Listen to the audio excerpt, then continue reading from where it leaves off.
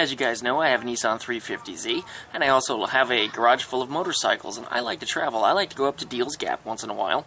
And what do you do when you want to take your car and your motorcycle when your only car is a 350Z? Well, you got to put a trailer on it. The 350Z with the two motorcycles on the back on a Harbor Freight trailer have made it to the Dragon Pit Inn and Barbecue, which is right here on US Highway 129, also known as Tail of the Dragon. So today we're going to put a trailer hitch on my Nissan 350Z. Now some people would whine to high hell, oh, you're going to blow your transmission out. Well, I don't drive an automatic. I drive a true sports car with a true stick shift. I know how to drive. It'll be just fine. Another thing that people say is, oh, poor car, you can't do that to a Z. Oh, it's terrible. Well, guess what? It's mine. Screw off. Go away. I'll fix it if it breaks. I'll deal with it. It's my problem, not yours. So, off to the project.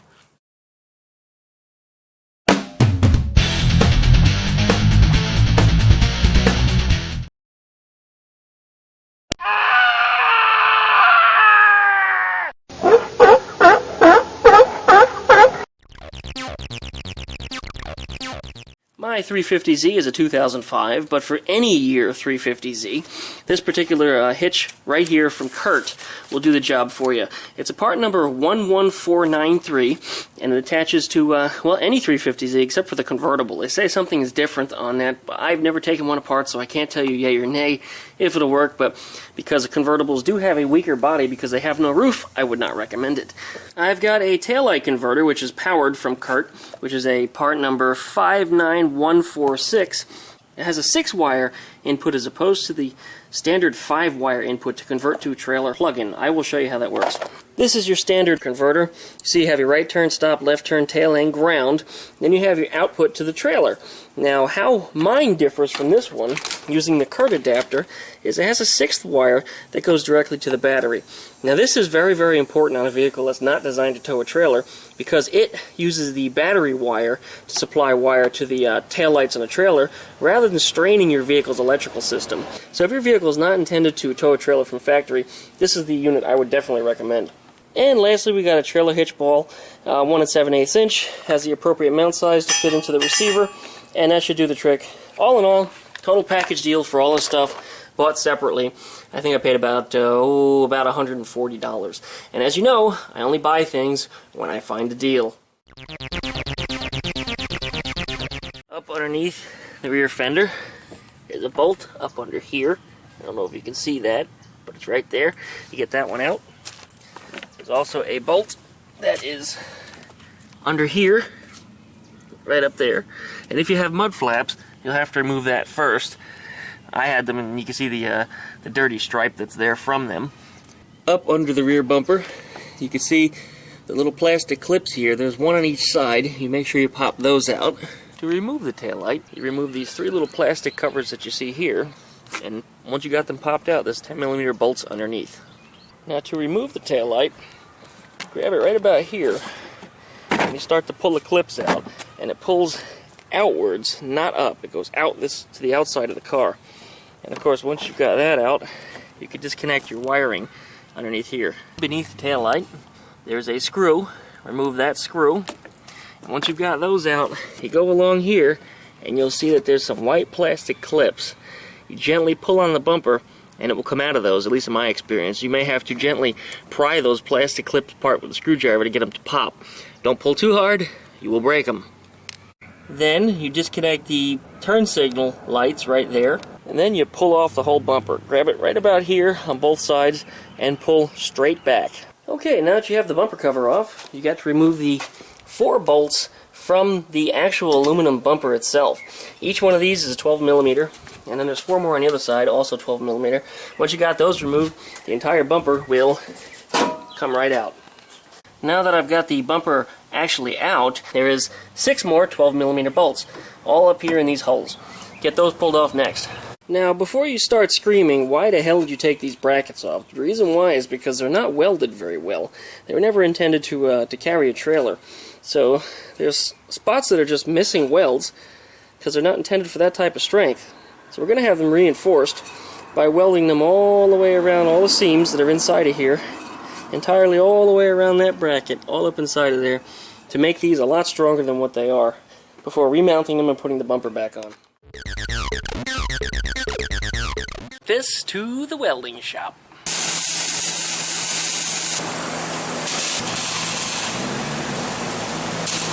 Alright, we're back. As you can see, the bracket has weld marks on it. But all through the inside here, this thing has been strengthened and reinforced. I've got to wire brush that out and clean it up the rest of the way. And then I'll throw a coat of paint on it. All cleaned up with a coat of paint, it looks just like this. So anyways, I'm going to let that finish drying, and then it'll get bolted right back onto the Nissan 350Z. Damn bug in my nose. Ah!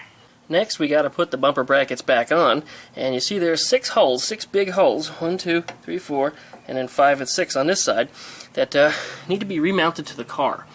And once you get those set, it should look just like the one here on the right side.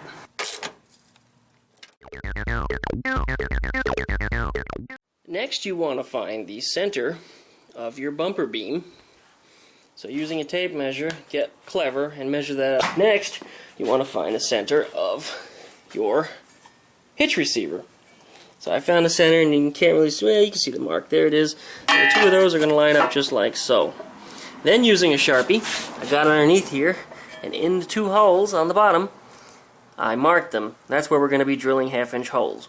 Now I did not mark for these 2 holes, and that's because this thing has a little bit of a weird fit.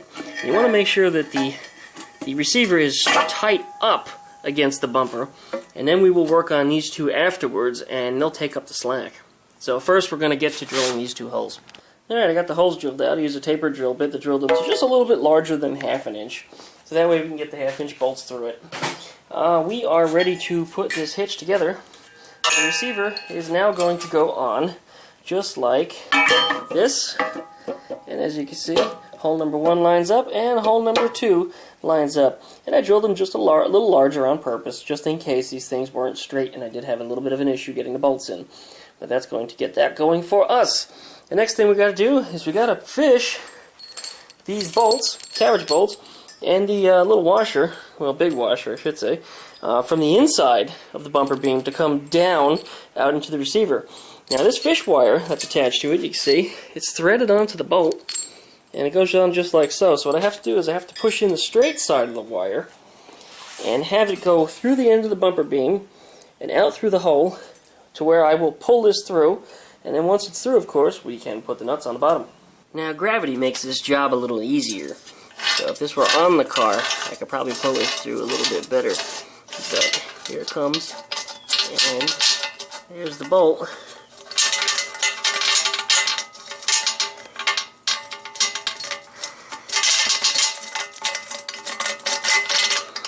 There it is, just like so.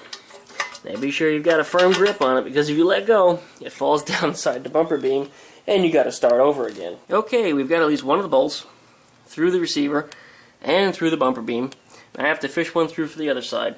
Now before you forget, and before you knock the thing in, make sure you put a nut on it, and that will stop it from falling back through and from you having an accident. There it is. And repeat threading that sucker through for the other side. Okay, we've got the 2 bottom bolts in now. Now it's time to drill out the top 2. And the 2 on the top here, you don't have to mark it and take it all apart and do it again. You can just simply punch it, drill a pilot hole, and then drill your 1/2-inch holes after that. Alright, the holes are drilled. And now all we have to do is fish through the last 2 bolts. Okay, we've got all of the bolts, as you can see, assembled with the nuts on them. The instruction manual tells you to periodically check these things to make sure that they are torqued and tightened correctly. Well, me, I really don't feel like taking this thing apart ever again, and it's going to be permanent. So I'm going to go ahead and put some Loctite on the threads, so that way this thing will stay together. Now red Loctite would probably be even better, because that would make it so tight that with a 1/2-inch bolt, oh geez, you'd really be twisting your arm off to get that thing off of here. But blue is what I've got, and I think blue will do the trick. Alright, we've got those 2 set up. We're going to flip the bumper beam over and do the same thing to the other side. Alright, we've got all the bolts tightened up with my ratchet. So next, we've got my trusty torque wrench configured to 75 foot-pounds. I guess you really can't see it. The 75 there, 0 makes 75 pounds.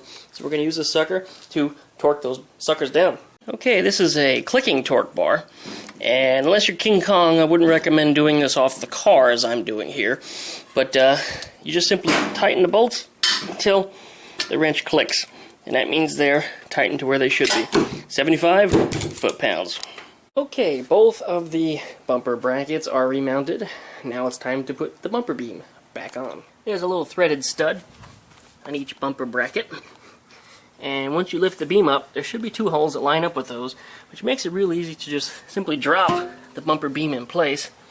And I'm doing it with one hand. There it is, in place. On each end of the bumper beam, there are 5 holes. And each one of the 4 corner ones are the bumper bracket bolts. So you make sure you run into those holes with the bolts we removed from there earlier, and you're good to go. Don't forget, 4 on each side. And now it's time to run the wire. We've got this wire here, which is the power wire. I wish it was bright red because it's going to connect to the positive terminal on the battery. But it needs to go through the car, out to the back, where the little module goes. So I had to find a route through, and it looks like there is a route right through next to the battery for all of the wires for the car that goes through. So I punched a little tiny hole and put the wire through it in the little rubber boot here and pushed it down into the car. As you can see, that black wire right there goes down into the car, and it comes out down below on the passenger side right here. Alright, I've got the wire run along the channel right here. It's not touching any metal, so if this gets any abuse on it, it won't wear through to the metal at all. And it goes up underneath the plastic that's behind the passenger seat over here, up over the center console, and then down just to what would be the logical right-hand side of the shock tower brace. And that's going down through the back and coming out into the trunk. And all that plastic trim can be laid over everything here, and make sure there's no places where it's going to bite or pinch up against metal, so there's not going to be a short. And even if there is, we're going to make sure that it's fused properly, so that way even if it shorted itself out, all we get is a popped fuse. Alright, I've got that wire run along here, back behind here, where it goes down, and then it comes out right here. It's all nice and zip tied into place, and then it goes through the rubber grommet right there, where it exits through the body, along with the license plate light.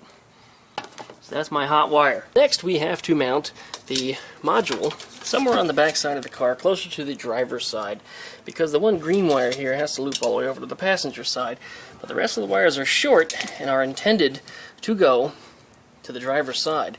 So what we got to do, we got to find a spot to mount it, and simply with double-sided tape, we're going to attach it right to here. It's a nice flat spot. It's clean.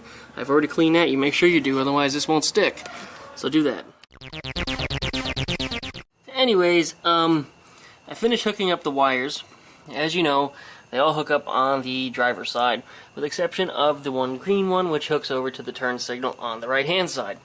I put a ground right into the body, right there, screwed that sucker right in. That worked out good. Everything's tested down below on the trailer plug, which is right here, and that's working good. The red one, which is the right turn, went to the green with a yellow stripe. The stop one went to a pink wire with a blue stripe. The tail light went to a red with a blue stripe. And then over here, the turn signal went to a red with a white stripe. That's where the right-hand turn signal went to. So anyways, we got that all set up. Battery cables, you know, came out of there. I spliced them together right about there, soldered it, and then wrapped it with some shrink wrap. So that did good, shrunk it up. And we're ready to drop the bumper back into place. But we are going to have to cut a small notch right about here to clear the receiver. So I'm going to stick the bumper into place, push it up, and then draw a couple lines with a Sharpie and make a cut.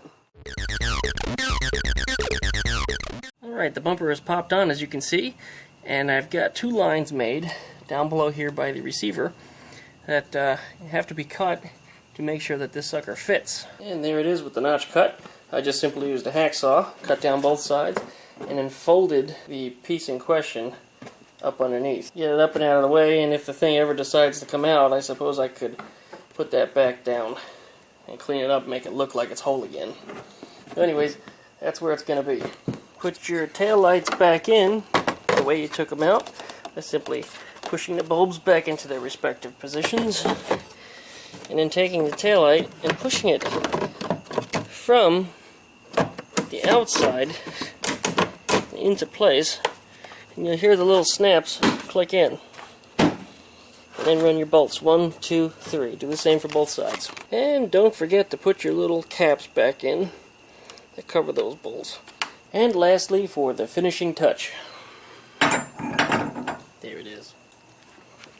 Tighten that sucker up.